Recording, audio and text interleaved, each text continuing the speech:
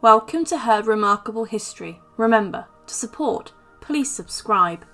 The real cause of death of Anne Askew. Now Anne was born to a knight, Sir William Askew, and his wife Elizabeth Wriothesley in 1521. She was one of 5 children born to the noble family in Lincolnshire, and she went on to receive a good education from a series of home tutors.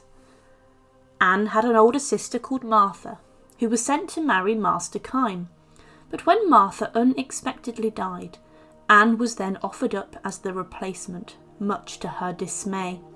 But Anne did her duty, and she and Kyme went on to have 2 children. With that being said, Anne showed that she was unhappy, and she disagreed severely with this. She even refused to take his surname. Anne had been taught to read as a child, so she had read and reread the Bible, and then through all of her learnings she developed a love of teaching evangelicals. And not being shy or scared to speak her mind, Anne shared her views with her husband and neighbours, but neither were happy with her talk.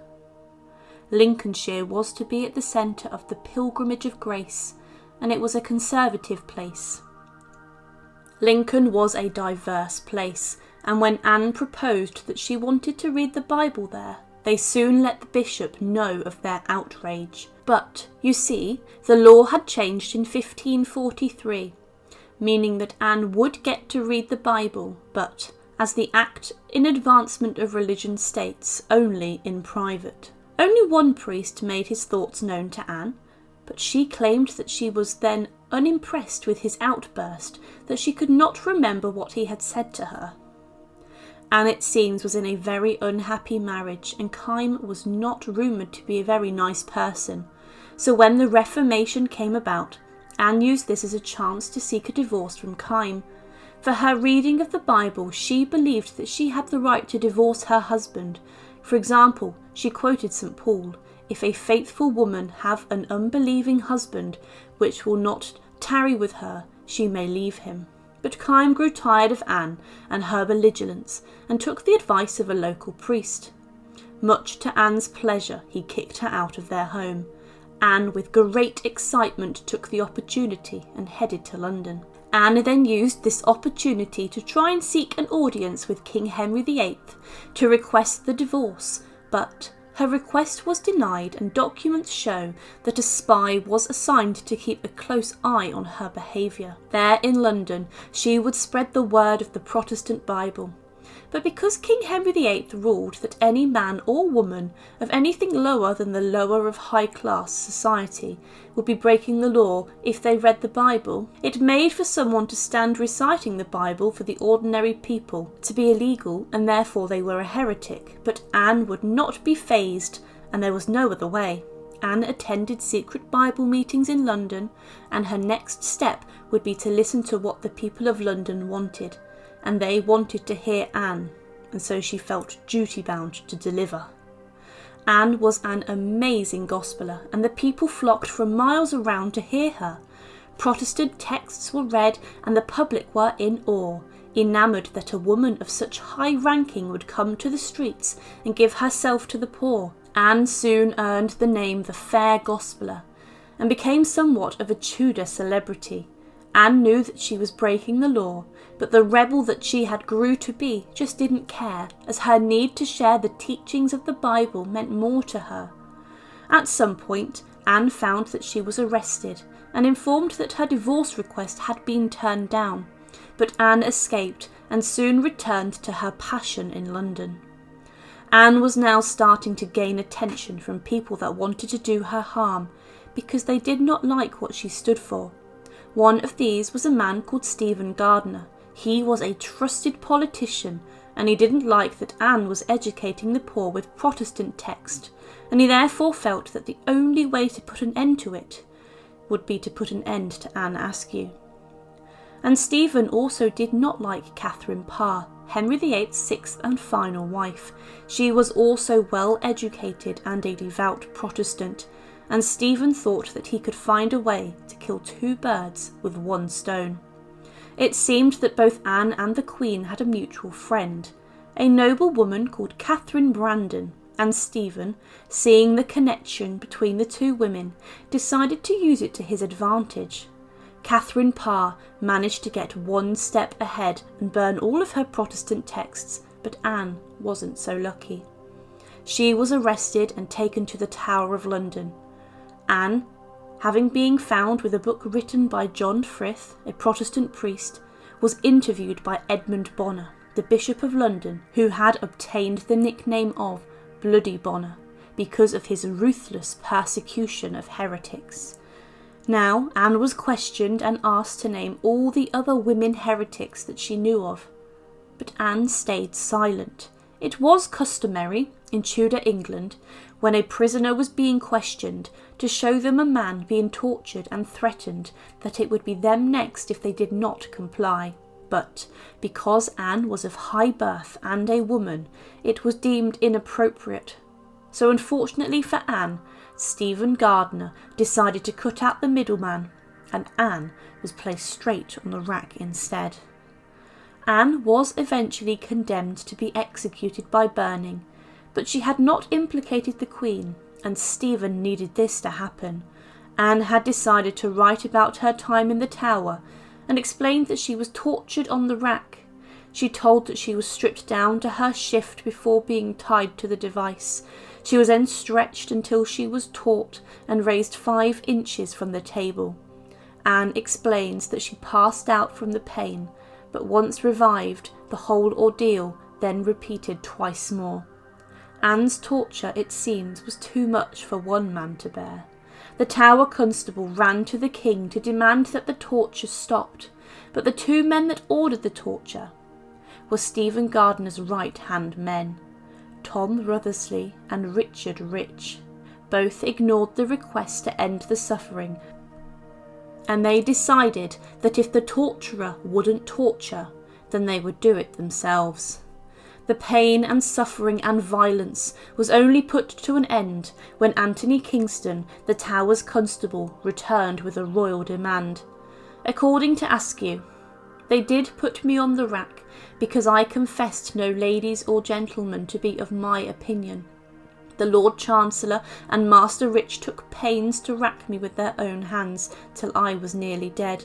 I fainted, and then they recovered me again. After that I sat 2 long hours arguing with the Lord Chancellor upon the bare floor. With many flattering words he tried to persuade me to leave my opinion. I said that I would rather die than break my faith." Anne was the only woman to have been tortured in the Tower, and she did not name a single other soul as an accomplice. Through her bravery and ability to stay silent, the Queen and her ladies were safe. No other woman had been tortured in the Tower of London due to the law, and some historians believe that Anne was tortured due to a sadistic or sexual reason, or just maybe because she was seen as a way to rid of Queen Catherine Parr. Whilst Anne was being held, she was held in a place called Newgate Prison to await her execution, and then, on the 16th of July 1546, Anne Askew was put to death by being burnt at the stake.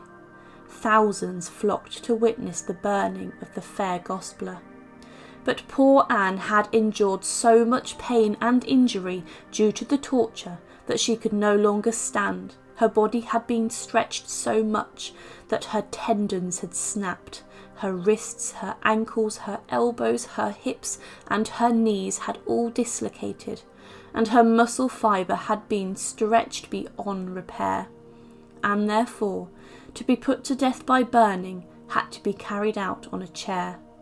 She was transferred to another chair, where she was then tied down with chains and attached to a wood pile, which was then set alight.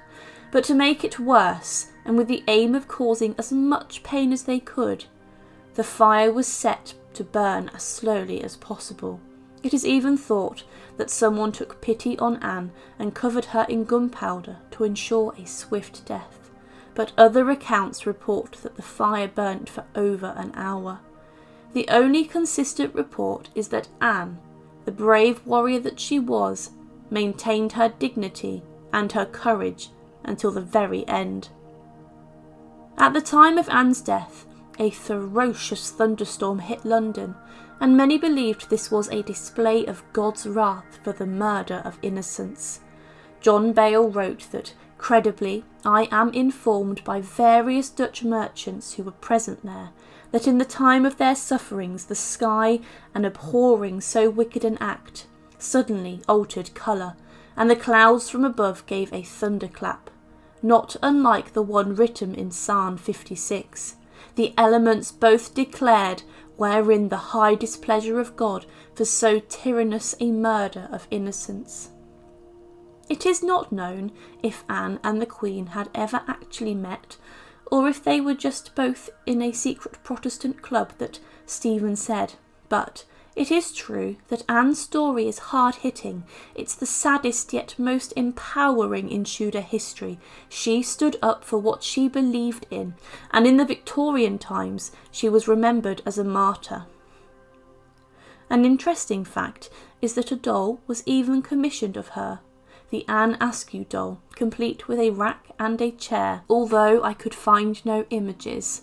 This doll can be found in the Toy Museum in Leeds. Anne Askew was the last to die a martyr under the reign of King Henry VIII. She was only 25 years old. After poor Anne's execution, Stephen Gardiner had a meeting with Henry VIII and raised concerns about his wife, the Queen, Catherine Parr. He stated that he had concerns about her religious beliefs and eventually got Henry's permission to arrest her and her 3 ladies in waiting. Henry then went to see Catherine to discuss the accusations, but Catherine, being quick-witted, replied, "In this and all other cases to your Majesty's wisdom, as my only anchor, supreme head and governor here in earth, next under God." He reminded her that in the past she had discussed these matters, but Catherine had an answer for that too. She had disputed with Henry in religion, she said, principally to divert his mind from the pain of his leg, but also to profit from her husband's own excellent learning as displayed in his replies. Henry replied, "Is it even so, sweetheart? And tendered your arguments to no worse end? Then perfect friends we are again, as ever at any time heretofore." The next day, soldiers arrived to arrest Catherine and her ladies, but Henry told them that he'd changed his mind and sent them away. Anne Askew leaves behind a legacy, and she shall not be forgotten. She wrote a first-person account on her ordeal and her beliefs, which was published as The Examinations by Jon Bale, and later in John Foxe's Acts and Monuments of 1563, which proclaims her as a Protestant martyr. Anne, a promise of a bright future, taken away by the death of her sister, and then an arranged marriage to a man she did not like or love. Anne found comfort and happiness preaching the Bible to the people, but at 25 years old her precious life was taken away in a cruel manner. Anne Askew may be the first recorded feminist in England, who was tortured to try and take down the Queen, and then burnt at the stake as a heretic. Her story is one that has been remembered through time as one of inspirational courage and bravery in the face of the actions of cruel men, and her legacy lives on. Anne was used as a pawn by men who wanted to take down the Queen. They thought that Anne would bend to their will and tell them what they wanted, to execute their plan to convict Catherine Parr as a heretic. But Anne Askew remained strong to her final breath on this earth. Thank you for watching, and to support, please subscribe to Her Remarkable History. Thank you.